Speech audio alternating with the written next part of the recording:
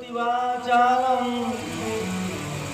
पंगुमलंघयते गिरिं यत्कृपातमहं वन्दे परमानन्दमाधवम्। त्रिशूली भक्त भयहारी आनंद कंद भगवान की जय हो।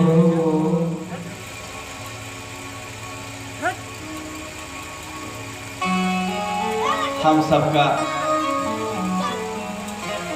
परम सौभाग्य है कि यहाँ पर पावन तीर्थ स्थल पर धो पाप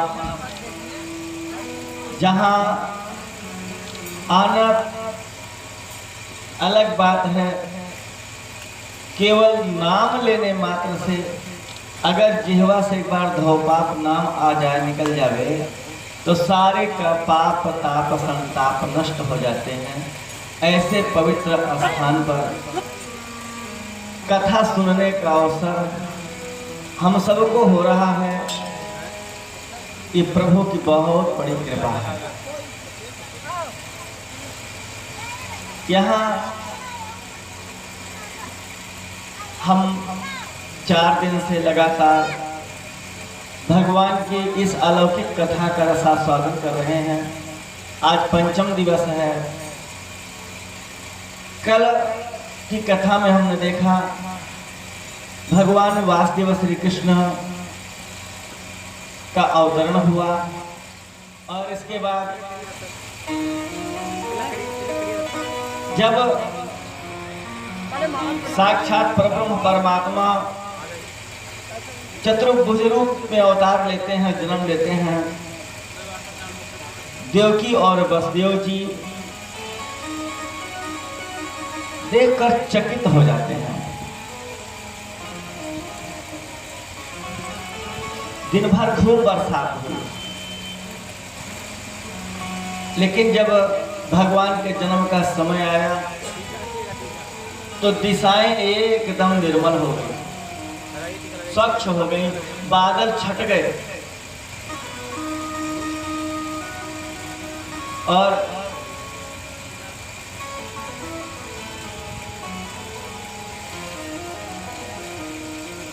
चारों तरफ नदियों में बाढ़ आ गई। अब एकदम विचित्र बात, बादल तो छट गए हैं, बहुत सुंदर सुहाना मौसम, लेकिन नदियों में बाढ़ आई है। भगवान का जन्म हुआ। अब इसका मतलब क्या हुआ? दिशा का एक नाम होता है आशा। आज भगवान का जन्म हुआ तो सारे प्राणियों की आशा जो थी कि भगवान आएंगे, दुष्टों का संहार होगा, धर्म की रक्षा होगी, तो आज सबकी आशा मानो परिपूर्ण हो रही है। अब सबके मन में उत्कंठा है भगवान के दर्शन पाने की और सब आह्लादित हैं। अब हमारी आशाएं पूर्ण हो जाएंगी, इसलिए दिशाएं निर्मल हो गई। नदियों में बाढ़ इसलिए आ गई, नदियों ने सोचा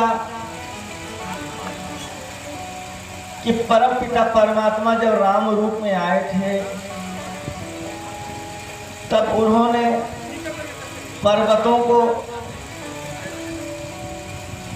समुद्र में भेजा था। सेतुबंध रामेश्वर की स्थापना हुई थी। समस्त नदियां पहाड़ों से निकलती हैं, पर्वतों से निकलती हैं और समुद्र में ही मिल जाती हैं। तो जहां जन्म होता है वो होता है मायका, और जहां मिलन होता है वो होता है ससुराल। नदियों ने सोचा कि भगवान ने हमें ससुराल में हमको मायके का सुख दिया था, हमारे भाई हमारे पिता को समुद्र में भेजा था। ये हमारे लिए बड़ी खुशी की बात थी।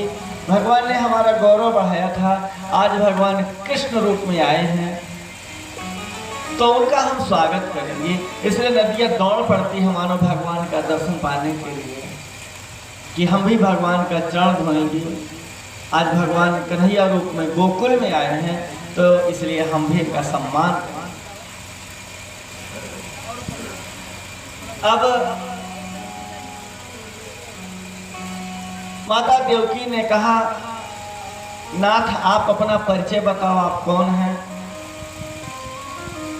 भगवान ने कहा, माता मैं आपका पुत्र हूं। देवकी ने कहा, कैसे पुत्र हो प्रभु आप? आपके तो 4 हाथ हैं, शंख चक्र गदा पद्म लिए हुए हैं आप। अगर पुत्र होते तो छोटे से बालक के रूप में आते, बिना वस्त्र के आते, लेकिन आप तो वस्त्र पहने हुए हैं और अपने चारों हाथों में अनेक अस्त्र शस्त्र लिए हुए हैं। इतना विराट रूप आपका है और हमको तो आश्चर्य हो रहा है कि अगर आप हमारे पुत्र हैं तो इसका मतलब आपने हमारे ही गर्भ से जन्म लिया है। तो मुझे तो ये सोच करके आश्चर्य हो रहा है कि इतने विराट स्वरूप को मैंने अपने उदर में धारण कैसे किया। कहते हैं कि ब्रह्मांड निकाया निर्मित माया, रोम रोम प्रतिभेद कहे। ब्रह्मांड निकाया निर्मित माया, रोम रोम प्रतिभेद कहे। सोमम उर्वासी यह उपहासी, सुगत धीरमति धीर रहे। उपजा जग ज्ञाना प्रभु मुस्काना, चरित बहुत विधिहीन कही। कही कथा सुहाई मात बुझाई, जय प्रकार सुत प्रेम लगे। माता पुति बोली सोमति डोली, लजहु तात ये रूपा। की जैसी सुशीला यति प्रिय शीला, यह सुख परम अनूपा। माता देवकी ने कहा, मुझे तो यह जान के आश्चर्य हो रहा है कि इतने विराट स्वरूप को मैंने अपने उदर में कैसे धारण किया। हे नाथ, आपसे मेरी विनती है, आप पुत्र रूप में आ जाइए। कीजिए सुशीला अति प्रियशीला। जो अत्यधिक माँ को प्रिय लगने वाला स्वरूप है। माँ कितने कष्ट उठा करके एक बच्चे को जन्म देती है, उसमें माता का एक पुनर्जन्म होता है। लेकिन जैसे ही एक माँ अपने नन्हे से शिशु का चेहरा देखती है, सारा दुख भूल जाती है। बहुत आनंद उसको हो जाता है। माता ने कहा कि हे प्रभु, आप अपना वह अनुपम रूप का दर्शन कराएं, छोटे से बालक बन जाएं, नन्हे से। भगवान ने कहा, मैया वो तो ठीक है, मैंने ये अस्त्र शस्त्र हटा दिया, नन्हा शिशु बन गया, तो मेरी रक्षा कौन करेगा? मैं तो पूरी तैयारी में आया हूँ कि जैसे ही मैं जन्म लूंगा तुरंत ही मामा कंस जी आ धमकेंगे, तो उनसे मुकाबला करने के लिए मैं अस्त्र शस्त्र के सहित आया हूं। लेकिन माता, आप हमारे छोटे रूप को देखना चाहती हैं, तो आप सबको मैं एक जिम्मेदारी दे रहा हूं। अपनी रक्षा का दायित्व तो आप पर डाल रहा हूं। अब मेरी रक्षा आपको करना है। वसुदेव जी ने कहा, कैसे करूंगा नाथ? क्योंकि आप ही सारे संसार के रचयिता हैं, अखिल ब्रह्मांड नायक हैं। मैं अब आपको पहचान गया हूँ विदिस्तो असि भवान साक्षात पुरुषः प्रकृति परः। मैं अब आपको जान गया हूं, आप प्रकृति पुरुष हैं, नारायण हैं। केवल अनुभव के द्वारा ही लोग आपको जान पाते हैं, तो हम आपकी रक्षा भला कैसे कर पाएंगे। भगवान ने कहा साधारण सी बात है, जब मैं छोटा हो जाऊं तो मुझे गोकुल पहुंचा देना नंद बाबा के यहाँ, और वहां से योग माया ने कन्या रूप में जन्म लिया है, उसको लेकर के चले आना।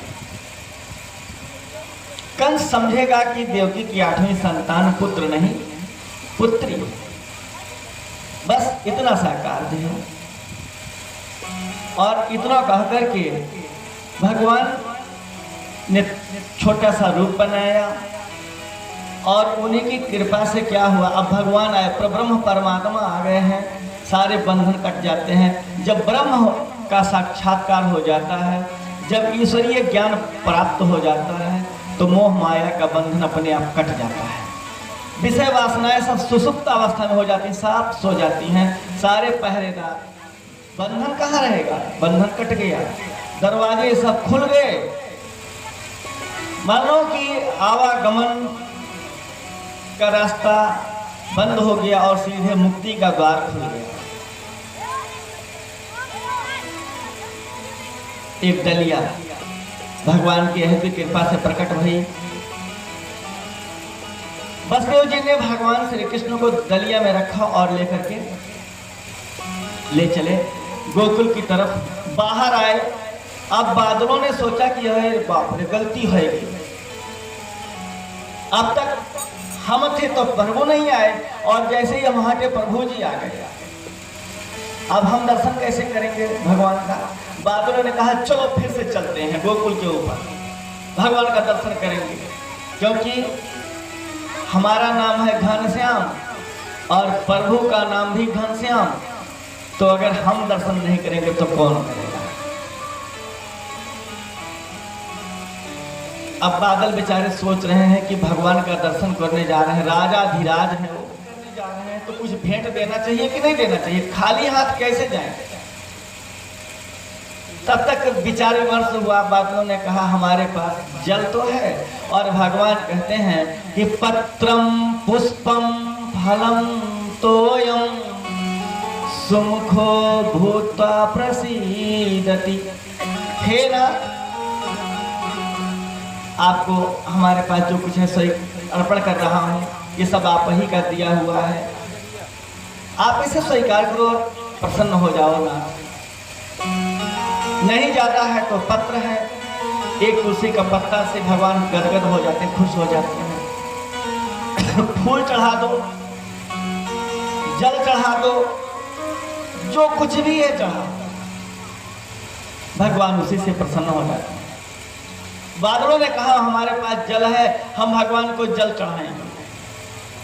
अब बादल फिर से घिराए आकाश में, फिर बादल गर्जना कर रहे हैं। मालूम होता है कि आज राजाधिराज महाराज भगवान श्री कृष्ण जी के आगमन पर बादल नगाड़े बजा रहे हैं, देवता तो दुनिया बजा रहे हैं, इतना सुंदर, और अब मध्यम मध्यम पानी बरस रहा है। शेष जी ने सोचा मैं बड़ा भैया बन के तो आया हूं,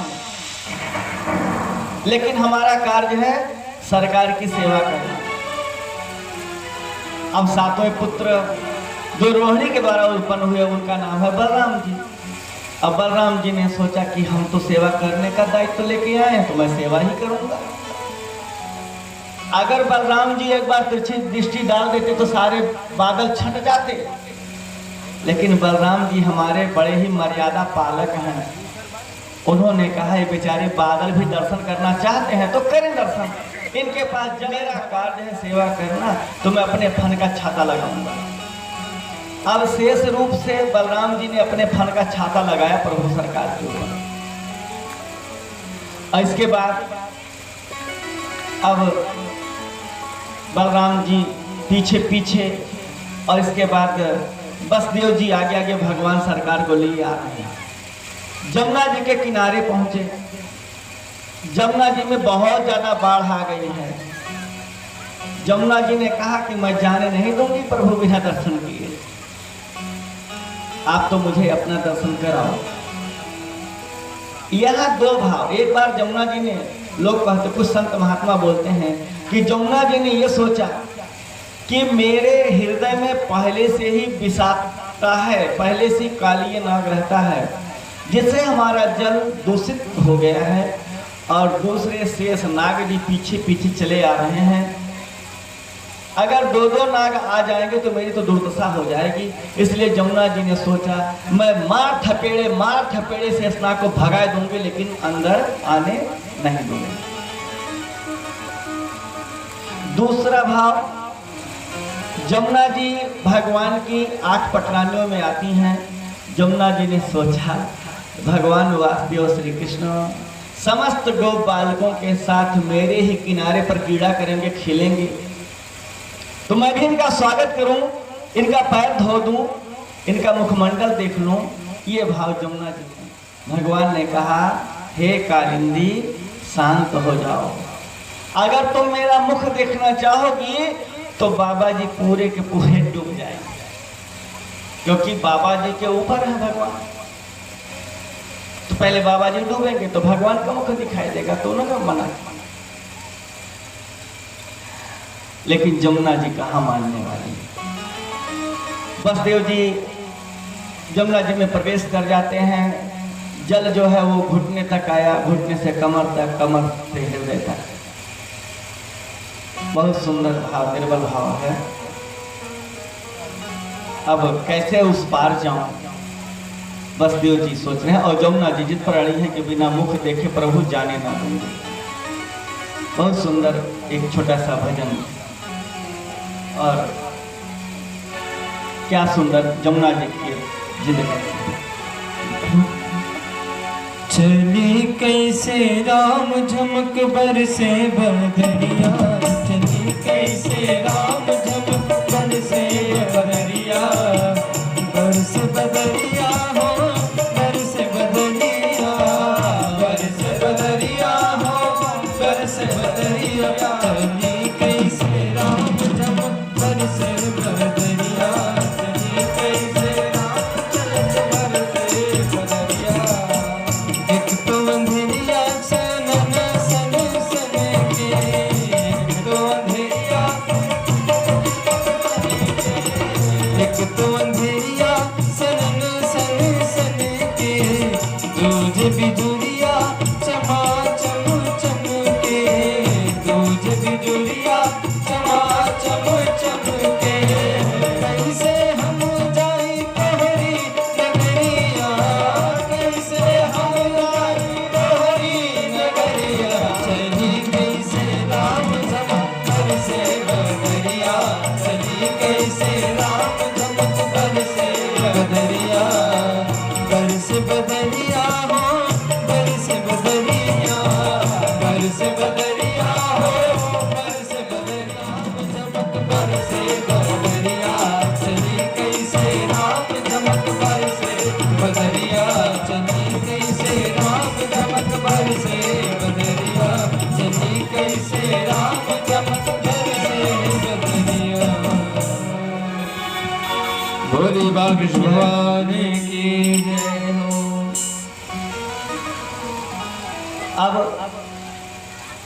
प्रभु के समझाने पर जमुना जी ने कहा कि नाथ मुख मत दिखाओ, लेकिन कम से कम चरण तो धुला लो। चरण धोने के बाद मैं आपको रास्ता दूंगी, इसके पहले नहीं। अब भगवान कन्हैया ने देखा कि बाबा जी डूब न जाए, इसलिए सरकार ने क्या किया, अपना चरण नीचे लटकाया। और इसके बाद माता जमुना जी ने जैसे ही भगवान सरकार का पैर छुआ और तुरंत पानी घट गया, घुटने के नीचे आ गया। नंद बाबा जी के यहाँ बसदेव जी भगवान सरकार को लेके पहुंचे। सब सोए पड़े हैं। नंद बाबा गौशाला में सोए, माता यशोदा अपने कक्ष में भी सोई पड़ी हैं। उनको पता नहीं कि मेरे कौन सी संतान हुई। भगवान की ऐसी माया कि वो एकदम सो रहे, सारे नगरवासी सो रहे थे और सीधे बसदेव जी नंद बाबा के कक्ष में प्रवेश कर जाते हैं। योग माया रूपी कन्या को ला करके यशोदा के बगल बसदेव जी वापस गोकुल की तरफ मुड़ जाते हैं।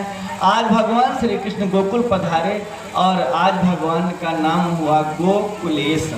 गोकुल के ईश अर्थात गोकुलेश, आज भगवान गोकुलेश कहलाए। और इसके बाद अब यहाँ पर भगवान आए कहाँ? गोकुल में, और माया आई मथुरा में। जब ब्रह्म था तो बंधन नहीं था, अब माया आई तो बंधन तो लगेगा ही। इसलिए ध्यान रहे, हम ब्रह्म को याद करें, माया को नहीं। अगर ब्रह्म रहेगा तो माया अपने आप आएगी, लेकिन यदि ब्रह्म को हम भूल जाएंगे, ईश्वर को भूल जाएंगे, तो माया अपने आप छट जाएगी और आएगी भी तो बंधन के सहित आएगी। अब माया आ गई तो माया का काम है कोलाहल करना, माया का काम है चिल्लाना, रोना, झगड़ना। और माया आई, बंधन लग गया, और माया आई हो गए, विषय वासनाएं जागृत हो गई, अर्थात पहरेदार सब जागृत हो गए। अब माया ने तुरंत शोर मचाना शुरू किया, जहां जहां जहां जैसे ही जहां जहां की आवाज भाई, तुरंत जो है पहरेदार सब भागे भागे गए। भगवान का कार्य जो बनाना था, भगवान की लीला में सहयोग करने के लिए ही मानो पहरेदार कंस के पास, अरे 8वां आ गया, 8वां। गिरता पड़ता कंस भागा भागा आया। देवकी ने कहा, भैया ये तो 8वीं संतान कन्या है, आखिर कन्या से आपको क्या डर है? आप इसे छोड़ दो। मेरे 7 पुत्र तो ऐसे ही काल के गाल में समा गए, और ये कन्या के सहारे ही मैं अपना बचा जीवन बिता दूंगी, इसे आप छोड़ दो। कंस ने कहा कि मैं नहीं छोड़ सकता। ये हो सकता है विष्णु की कोई चाल हो, वो कन्या के रूप में आया हो, या ये भी हो सकता है ये मेरा वध ना करे, लेकिन इसकी होने वाली संतान मेरा वध कर सकती है, इसलिए मैं इसे नहीं छोड़ सकता। और उस दुरात्मा पापात्मा कंस ने देवकी की गोद से कन्या को छीन लिया और उठा करके शिला पर पटकना ही चाहता था, तब तक वो कन्या हाथ से छूट गई और इसके बाद सीधे आकाश में गई और अष्टभुजा रूप धारण किया, देवी का रूप बनाया। प्रेम दुर्गा मैया की जय, रामा मैया की जय हो। देवी का रूप बनाया और इसके बाद कंस को डांटना आरंभ किया कि मया हता या मंग जात खलु तवांत कृता यत्र क्वावा पूर्व सत्तोर्माम हिंसे कृपणान वृथा। हे दुष्ट, मुझ जैसे अबोध बालकों को मार करके तुझे क्या मिलता है? क्यों पाप मोल ले रहा है? अरे तेरा उद्धार करने वाला तो कहीं जन्म ले चुका है। अब कंस थर थर कांपने लगा। उसने कहा, बहन जी बताओ कहाँ है, कहाँ है? मैं उसे छोड़ूंगा नहीं। उस कन्या ने कहा, रे दुष्ट पापात्मा कंस, मैं पूरी जन्म पत्नी नहीं बताऊंगी, हाँ तुझे सचेत कर रही हूं। अगर तू ढूंढ सके तो ढूंढ ले, और जिस दिन तू ढूंढ लेगा तेरा कल्याण हो जाएगा। तुझे मुक्ति उसी दिन मिलेगी जिस दिन तू ढूंढ लेगा। पर परम परमात्मा को ढूंढ पहचान। कन्या ने बहुत सुंदर बात कही, लेकिन इस पापात्मा के समझ में कुछ भी ना। ये तो बस इसी घात में कि कब उस विष्णु को मार दूं, कब कन्हैया को मार दूं, कब देवकी की 8वीं संतान को मार दूं। सोते जागते उठते बैठते केवल देवकी की 8वीं संतान ही उसके दिमाग में नाचती। कन्या तो सीधे पहुंच गई, विंध्याचल पर निवास किया, आज भी वहीं पर विराजमान है। प्रायः हम सभी लोग विंध्याचल जाते हैं मातेश्वर का दर्शन करने।